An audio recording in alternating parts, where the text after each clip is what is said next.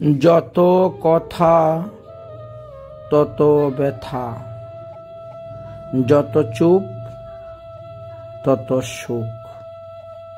বড় সুন্দর একটা হিত উপদেশ দিয়ে গিয়েছেন। কথায় কথা বাড়ে, মতনে বাড়ে ঘি। তাই কথা যত বেশি বলবেন ততটাই ব্যথা অনুভব করতে হইবে। যতটাই চুপ থাকবেন ততটাই সুখ লাভ করতে পারবেন।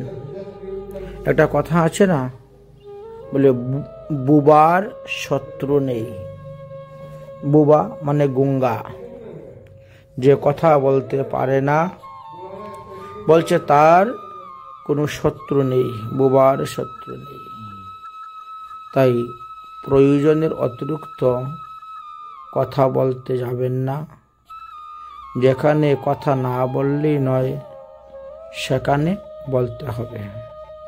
যেমন জড়ভরত চরিত্রতে আমরা দেখতে পাই, জড়ভরত মহারাজ 3 জন্মের জাতিস্মর ছিলেন বলে তিনি প্রারব্ধ কর্মভোগ করার জন্য এসেছিলেন। তাই ছোটবেলার থেকে তিনি কারোর সঙ্গে কোনো কথা বলতেন না, কারণ কথাতেই অনেক কিছু হয়ে যায়। প্রারব্ধ কর্ম পর্যন্ত উৎপন্ন হয়ে যায় কথার দ্বারা, কারণ আমাদের বাক্যের দ্বারা, মনের দ্বারা, দেহের দ্বারা ত্রিবিধ পাপের কথা আলোচনা করা আছে।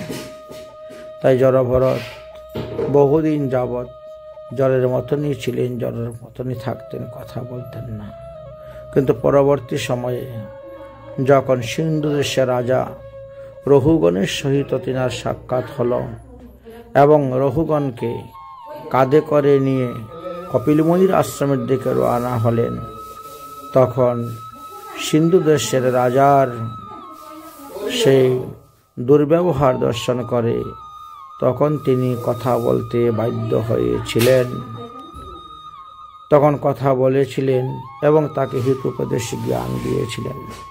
তাই আমাদেরকেও বলছেন, যত চুপ ততই সুখ লাভ করতে পারবেন।